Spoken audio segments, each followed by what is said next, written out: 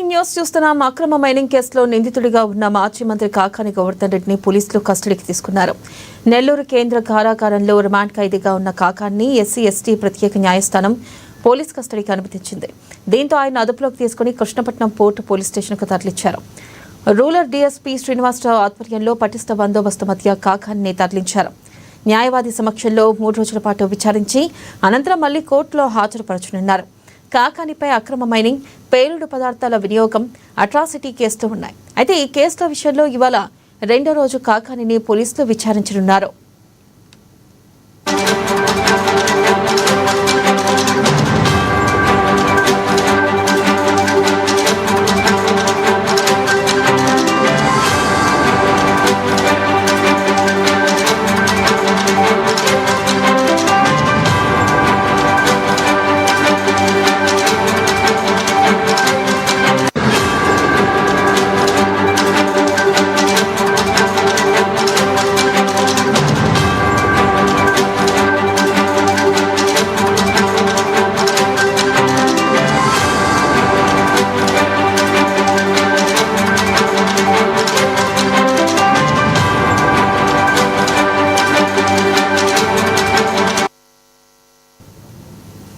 Breaking news చూస్తున్నాం. అక్రమ mining కేసులో నిందితుడిగా ఉన్న మాజీ మంత్రి కాకాని గోవర్ధన్ రెడ్డిని పోలీసులు కస్టడీలోకి తీసుకున్నారు.